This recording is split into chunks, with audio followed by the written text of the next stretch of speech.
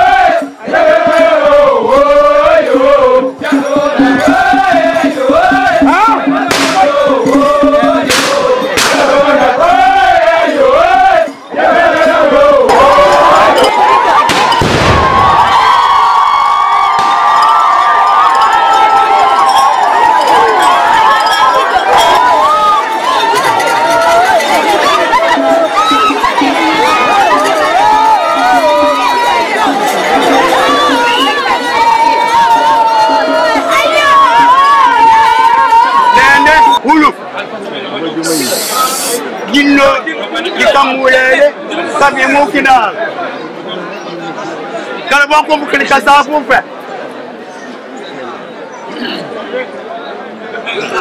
Quando namo, de canhana, quando namo, emitai, li etamata, carobon, emitai, epunulo, sie. Etamata, carobon, epianulo, sie. Munye, botini lobul, kajakola, kurunkulako. Gigantemfa.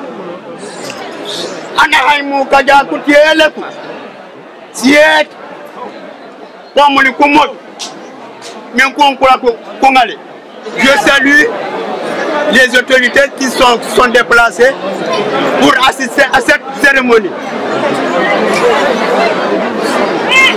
Alors, toutes les personnes qui sont venues assister à cette cérémonie, nous vous remercions d'avance. Tout ce que nous avons demandé, ce que nous avons prié pour l'apparition du roi de Calobone, le bon Dieu l'a fait aujourd'hui. Maintenant, je vais donner son nouveau nom, l'ancien que les gens ont connu il y a longtemps. Ça va être oublié. Et maintenant, on va prendre le nouveau nom qui sera publié ici, officiellement.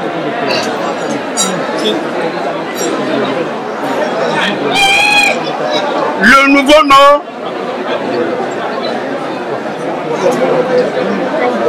Kajakola, Keteji Yenegu, Kokomu, Kujo Sobo. Kujok Sobo.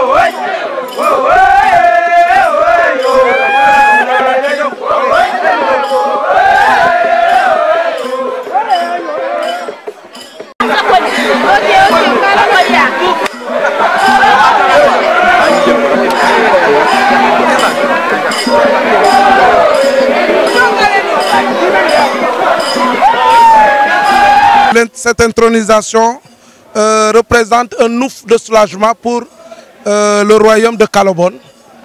Un ouf de soulagement parce que ça fait 10 ans de cela que Kalobone est en train de courir derrière cet événement. Alors aujourd'hui, Kalobone a eu ce qu'il est en train de souhaiter pendant longtemps. Et je pense que c'est un ouf de soulagement. Alors ça va permettre au village aujourd'hui, au royaume de Kalobone du moins, de pouvoir en tout cas continuer les rituels qu'il devait faire en présence de ce nouveau roi. Parce que comme vous le savez, il y a certains rituels qui ne peuvent pas se faire sans la présence de ce roi-là. Donc aujourd'hui, ça fait vraiment un grand soulagement pour les populations du royaume. Il fut un moment, il n'était pas là, c'est moi-même qui lui ai ramené pour qu'il reste avec moi et travailler avec moi à Ziguinchor. À un moment, je lui ai fait comprendre que voilà, il est maintenant temps de revenir au Bercail, c'est-à-dire de sortir de là où il était, en Gambie, pour rejoindre sa belle région qui est la Casamance. Alors, donc, il venait souvent ici, et comme les ancêtres l'ont dit, ont l'habitude de le dire, quand la terre, ta terre natale, aura besoin de toi, obligatoirement, il y aura des occasions qui vont faire que tu seras présent et ils vont pratiquement voilà, accomplir la mission de ta destinée. Donc lui, c'est comme ça qu'il est passé à Oussouye pour un événement. Malheureusement, la destinée a été accomplie. Sa destinée a été accomplie. Donc c'est en quelque sorte ça. C'est de là-bas même qu'on m'a appris la nouvelle. Mais je vous assure que j'étais complètement abattu. Parce que vous n'êtes pas sans savoir que avoir un grand frère aussi pareil, ce n'était pas aussi évident. Mais aussi, un jour on te dit que voilà, maintenant vous n'aurez plus la chance de communier ensemble comme d'habitude, ça fait mal. Ça je vous l'assure. Mais Dieu merci, parce qu'il a une mission noble, une mission lourde mais quand même très noble, dans la mesure où il va servir vraiment la stabilité sociale et même économique de son royaume. Je pense que c'est important. Nous sommes au 18e roi. Donc, quand on fait le département d'Oussouye, d'après les investigations que nous avons eues, il me semblerait que c'est pratiquement le premier royaume qui a comptabilisé, qui a à son effectif pratiquement 18 rois. Donc, en quelque sorte, je dirais que par conclusion ou par ricochet, nous dirons que c'est un royaume qui est plus ancien que beaucoup d'entre les royaumes du département de Oussouye.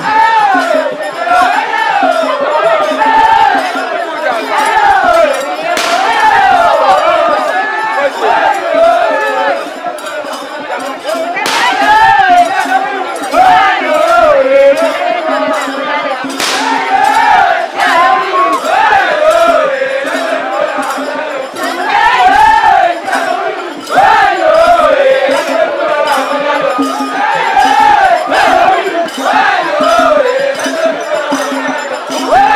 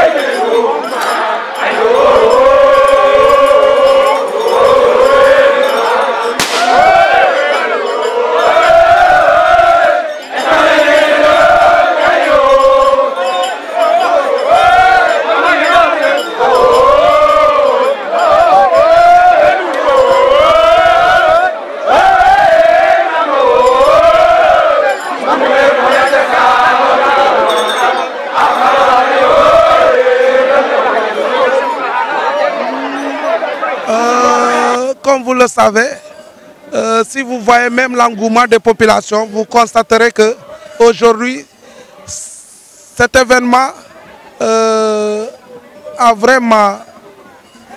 c'est un événement qui donne espoir aux populations. Quand je dis qu'il donne espoir, parce que les populations savent la mission que le roi doit mener au sein de son royaume, mais aussi au-delà même de son royaume. Donc l'ambition principale du roi, c'est une mission transversale. Une mission transversale, que ce soit, je dirais, pour la stabilité sociale, comme j'ai l'habitude de le dire. Quand je dis stabilité sociale, je fais allusion au conflit villageois, intervillageois, interne même, au sein de deux familles dans le village, au sein d'un couple, au sein d'une génération, au sein, en tout cas, toutes les crises qui peuvent émaner des populations. Le roi est là pour stabiliser, pour arrondir les angles lorsqu'il y a un conflit entre deux parties. Donc c'est ça sa mission majeure. Maintenant, il faut aussi savoir que souvent dans nos villages, quand il y a trop d'anarchie, je dirais, quand les jeunes actuels, comme vous l'avez tous constaté, quand les jeunes actuels croient qu'ils sont au-dessus des réalités de nos milieux, souvent c'est lui-même qui se lève pour ramener les choses à l'ordre. Donc il y a ça aussi que le roi joue, mais également dans le côté économique.